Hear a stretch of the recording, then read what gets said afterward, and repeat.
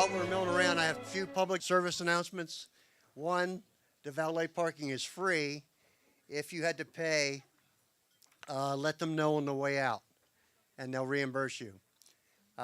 Two, I want everybody to know Greg Plotkin back here is live streaming and filming the event. You will all be filmed. I think everybody signed their waiver. I want to tell you how magical everything is. I was in a convention in New Mexico. Greg was doing all the audio visuals.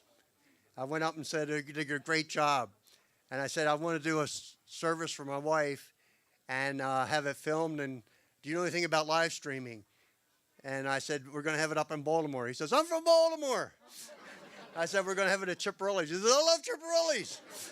So he's here, and just keep that in mind. You will be filmed, okay?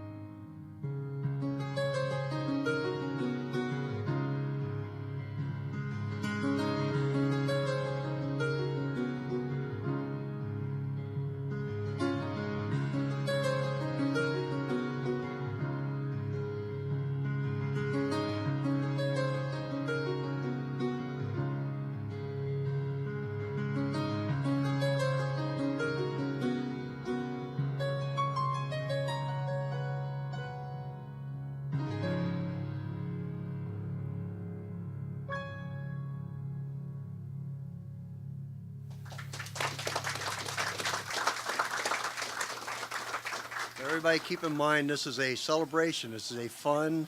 This is Sandie's big party right here. Now, years ago, I went and I got hypnotized. And you can ask any question you want. What's the meaning of life? Whatever. So I asked several. One was, what was the main purpose of Sandie and I being together? He looked around the room. It was to be around kids. Our whole life was about kids.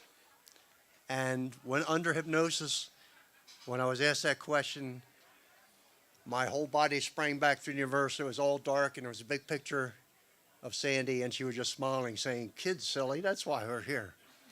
So I'm going to tell you some things, and hopefully it all comes together at the end. May not make sense while I'm doing it. I wanted to say a lot of good things about Sandie, but Serafina Willis, love you, sweetheart, wrote a beautiful letter that her parents are going to read, as long as they don't cry. We'll need some backup.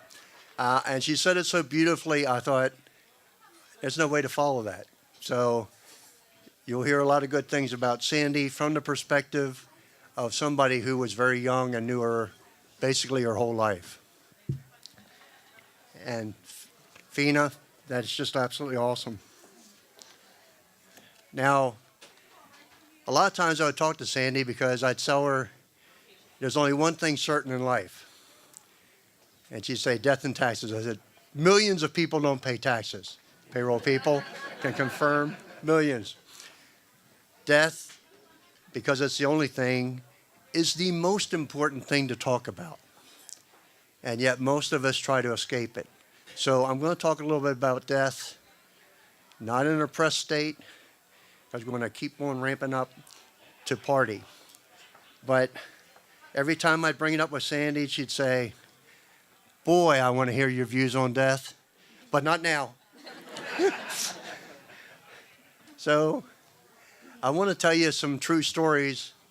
There are some people here that can verify every one of these as being true. When my mother passed away, she came to me continually in dreams. And she said, play the number 610 in the lottery. She played the lottery every night. And I said, 610, you're trying to trick me. 605 was one of your numbers. 810 was one of your numbers. 711. Why are you trying to trick me with 610? And she said, play 610, and when it wins, lo and behold, you'll know I'm with you always. So the next day, I'm at a liquor store. Never played the lottery in my life. Went in, I said, I want to play 610. They said, you want to box it? I said, yeah, she boxed it. They said, you want afternoon or an evening? I said, shit, you have two of them? and I said, I'll play the night. The next day, I swear, in the afternoon, 610, right on the button, hit. And that's, if you know anything about spirituality, that's what it is. You get the message. You're not out to make millions from it. Just get the message and understand it. Now, my father, before he passed away, was in a bad state in a hospital, and such a bad state that I actually was inches away from him, seeing if he was still breathing.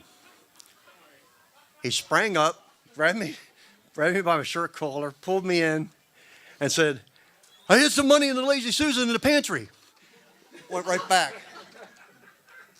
And I was in shock. So 2 days later, he's in full recovery mode. I said, that was a close one, Dad. Yep. I said, did you see any lights in the tunnel? Nope. I said, how did you know you were close? Well, I told you when I hit the money. So, yeah, well, you can ask my sister. After he passed, and I had not even gone to the pantry to test it, I asked I forget my brother or sister, I said, go to the pantry, spin the Lazy Susan around, and you'll find money. There was $3,000 in the Lazy Susan. So that's just absolutely truth that he came through. Now, another thing about my dad, he wasn't a man of many words. So after he passed away, we were down at Epcot Center. I came back, and you know, you get back to the grind, you're going to go to work. You're going to be sucked up by society again. And I was driving on Route 29, and I said, okay, Dad, I'm open. I'm open. Give me a message. You're up there. What's the meaning of life? This is your big shot, my big chance. And I looked in the mirror, and here's a blue light. And I look back, and it's brighter and bigger. And then the blue light starts asking me to pull over. Now, if you know policemen on Route 29 in Howard County, the guy comes up. I roll down the window. I got my license and registration in hand. He comes up to the car. He puts his head in the window, his elbows resting on my door, and he says, slow down, and walks away. That was it. And I said, I got it, Dad. I hear you. I hear you. I want to say something about, we had a lady at work that was having some issues, and I found that when you really, really think intently for some good for someone else, that's when miracles are apt to happen.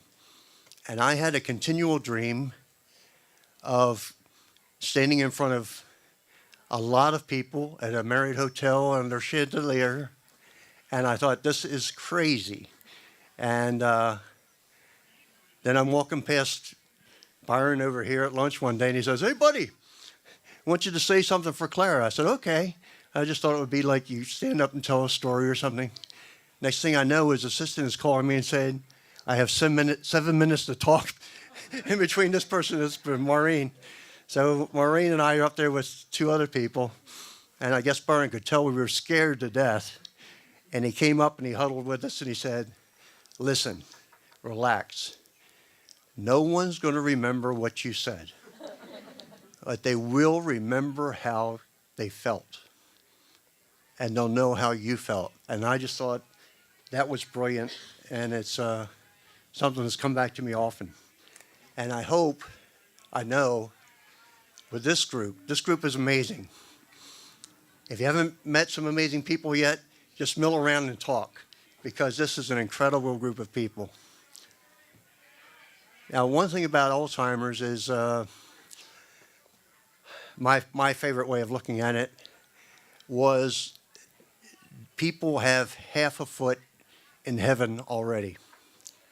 And if you knew Sandie for even the last 5-10 years, that's what she was. She's in these pictures, smiling and happy. She'd walk up to people, and everybody knew she had that gentle spirit. She was like the Maharishi was giving a talk to some high intellectuals and talking about the spirituality of life. And then he looked at the table and he says, oh, candy! And everybody looked at him like they were shocked. And he said, you don't want to be childish, but you always want to live your life childlike. And that was the gift of Alzheimer's, because it removed all the baggage we live with. The hustle and bustle of going to work, fighting traffic, paying bills, all that dissolved. And she just became like the sweet grandmother that would buy everybody cookies. You know, we think of what Alzheimer's takes away, and it does. But Sandie never complained about anything. And the gift is the tranquility and peace that she lived with, even up to the last weeks. She had a great sense of humor. She was always smiling, always happy, and people just loved being around her. Now, she would always like to be remembered, and she's telling me again, there are miracles everywhere you look. I bought a house, and she lived in it for only 1 week, almost to the minute. That house is 712. Her birthday is 712. I didn't even connect it until she passed away. You drive 2 blocks away, the major intersection, is Sandy Lane. I never even noticed that. So it's amazing if you just turn around and look.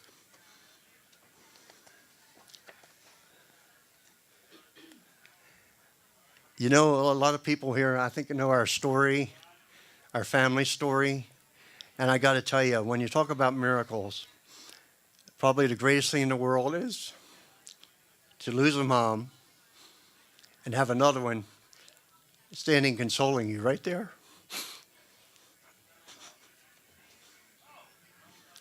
So I'm telling you, for sure, as Byron said, you'll not remember the words, but I can guarantee you, Sandie can feel this. We can all feel it. And there's something very, very special about this group of people. Now, my brother had, I think Kara's got a good story, but my brother had he wanted me to relay his favorite story. I asked some people to send Facebooks if they didn't want to have anything read out. And my brother had a passion fruit champagne that Sandie said, yeah, okay, I'll have some. And he'll never forget her first sip, and she was like, wee! If you know Sandie, that was her. So I forgot to bring my glass with me. But when I go back, give me 2 or 3 seconds, and I wanted us all to just have a toast to Sandie's life, all of our lives, all of us being together. This is just an incredible group. Seeing the young people that we grew up with just is amazing. Oh, thank you. Thanks a lot. See, miracles happen. I was hoping for a beer. Okay. So if we can all just raise something and say to Sandie's great life, her joy, her happiness, and what she brought to everybody here. Thank you.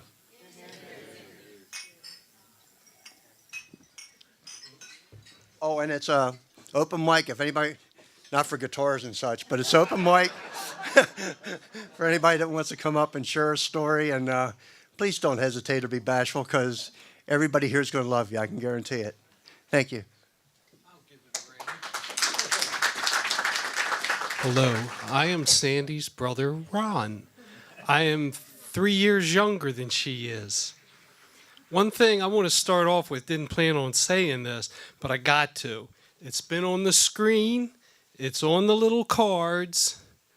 Chuck didn't use it once. Sandra. Her name has always been Sandie. I want to bring this up because it started out S-A-N-D-Y. Somewhere along the line, she changed it to S-A-N-D-I-E. If that wasn't bad enough, it became E-E. She had like 5 ways of spelling Sandie. That's the type person she is. From the time she was a little girl, she was Daddy's little girl. She couldn't do wrong, and she was very intelligent too. She knew how to use it.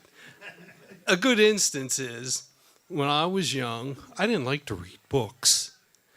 But Sandie went to my mother, said, why don't you offer something to entice him? I don't think Chuck even knows this story. So my mother and Sandie offered me 25 cents to read a book. My mother put $1 worth of quarters in a bank, figuring I wasn't going to read more than 4 books. Sandie turned around and went to Dad and said, he's getting paid a quarter to read a book. What about me? So they had a powwow, and Sandie would get 25 cents to read a book too. It was just her and I during these early years. Turn around at the end of the month when I was done my 1 book, the piggy bank was empty. Sandie had read probably 5 or 6 books and took all the money. I think it was planned from the very beginning. The very beginning. Again, she was very smart at a lot of things. What was the other thing I wanted to bring up? Forget what it is now. The car. Oh, okay. There's a good example. Lived in Woodlawn. Sandie and I were actually born around the Baltimore area in Woodlawn. I think Sandie kept saying she was born or created or whatever in Sandy Motel. I think it was out past Frederick. But she actually stumbled across this place somewhere in her life and said, that's it. I found it, you know. But anyhow, we were young kids. I was a real little kid. Back then, we didn't have car seats. My mother was going to the store, put me in the front seat on the passenger side. Sandie was in the back seat. Mom was, of course, in the driver's seat until she remembered. She forgot something. The car was running. She opened the door. She got out of the car. She went in to get the something. That quick, Sandie jumped in the front seat, put that sucker in reverse, went down, wiped the door out, and it managed to get hung up on the pole at the end of the driveway. She was in the back seat by the time my mom got there. She couldn't do any wrong. Here I was in the front seat. That kind of stuff happened to me consistently. Whenever Sandie did do something wrong, Daddy's little girl, Sandie would pin it on me, the younger person. Not only was I lying that I didn't do it, so I got punished by my dad, but it turned around, Sandie got to also pick the punishment for me. Guess how embarrassing it is to push a baby carriage around the neighborhood when you're in 6th grade, you know? Not a real good thing. But she was a character. She was very good, loved her very dearly. Thank you.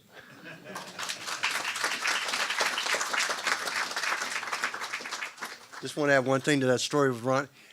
Sandie confessed to Ronnie that she did all that stuff with the car for the accident 40 years later. Hi, I'm Betsy, and Sandie and Chuck were friends of ours before we had kids, and then as we had kids. And soon after we had our daughter, Sarah, Fina, they adopted Kara. And so Sarah and Kara were 9 months apart, and they spent a lot of time together and a lot of time with Chuck and Sandie. So much that she went on a lot of vacations with them as well throughout. And she always wanted to go over there instead of have Kara come over to our house where we had 2 annoying brothers. So this is from Sarah Fina. She's in Oregon and couldn't be here tonight. So she said, throughout elementary and middle school, I spent many weekends over at the Kummer's house. Sandie was always such a character to me. She was so welcoming and kind to me every time I would come visit. She really treated me like one of her own children. I also had the privilege to go on many cool vacations with the Kummers, which Deep Creek Lake was definitely the most influential. Chuck and Sandie are the reason I know how to ski, which I will forever be grateful for, though it didn't help her when she had her ski accident. Here are some of my favorite memories of Sandie. She was an amazing cook. Between her award-winning chili and scrumptious pumpkin dip, she also introduced me to the art of fondue. I also spent a lot of my growth spurt years over at the Kummer's house, so Sandie always made sure to make extra servings of everything because she knew I would be going for seconds and even thirds. Hanging out in their kitchen, eating dinner, giggling, and sneaking lots of candy and junk food from their secret stash with Kara are fond memories for me. I loved when I would come over to the Kummer's house and Chuck and Sandie would say, Fina Lena, and they were always so welcoming. A memory that is funny, now probably not too funny then, was when Kara and I decided to turn Chuck and Sandie's jacuzzi tub into a bubble bath. I remember the look on Sandie's face when she walked into the bathroom to see a 5-foot-tall mountain of bubbles in the tub, with mine and Kara's faces barely popping out, giggling, of course. Her face at first scared the shit out of me. But then she started laughing, and that moment was priceless. I'm sorry about that, though. We were ignorant children. I used to go over to Kummer's home for Halloween parties each year, and Sandie threw some of the funnest parties as a child I ever went to. I specifically remember when she set up a station of containers that were covered, and you would have to reach in and figure out what you were feeling. She would have them filled with eyeballs and severed fingers, intestines and brains, and everyone would be screaming, and it was awesome. Sandie had the most amazing costume collection in her closet and would let us go crazy and play with everything. I had some fun playing dress up over there. She would even put makeup on our faces to complete our outfits. It was very fun as a kid. Chuck and Sandie were the only people who ever willingly bought me Furbies. The Kummers got me into Michael Jackson, and I will be forever grateful for that. I still blast Michael Jackson and have dance parties to Off the Wall album weekly. Sandie's laugh was always very contagious, and it was always a pleasure being around her, as well as Chuck and Kara. I am sad that I have not been able to see them much in the latest chapters of my life, but the Kummers were really influential on the person I am today. I will forever be grateful for them and their hospitality. I am glad Sandie is not suffering anymore, and I hope she is dancing around somewhere magical. Cheers to Sandie. Love, Fina. P.S. There are so many more memories I shared with her, but my memory over the years is fuzzy. Word of advice for everyone here. Keep journals your whole life so you don't forget the really good times. And that was from Sarah.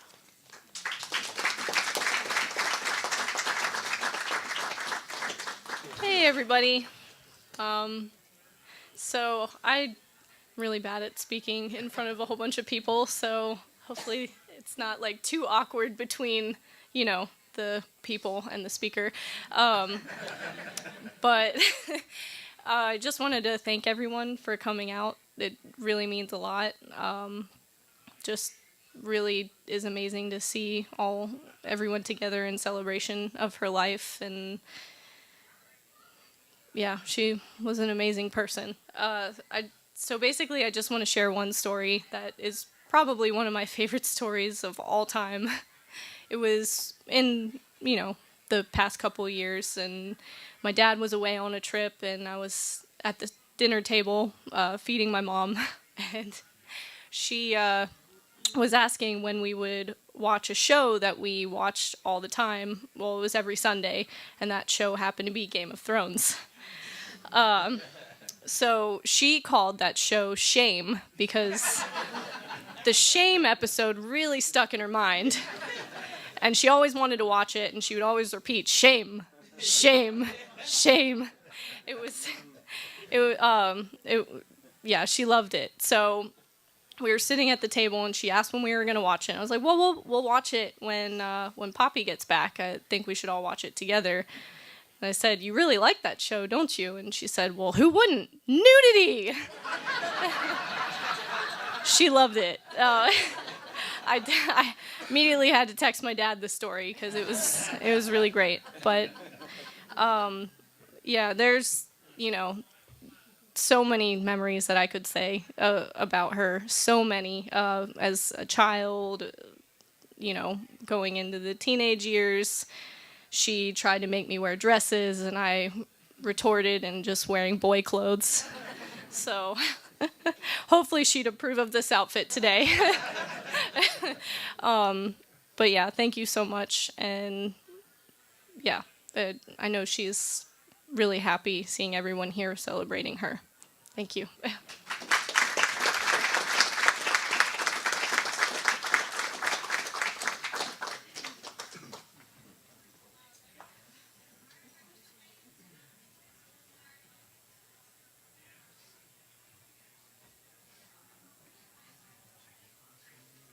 I'm just opening the door so they know that we can have food. But I would like, Patty and Bill, would you raise your hands? Because I want Kara to see you.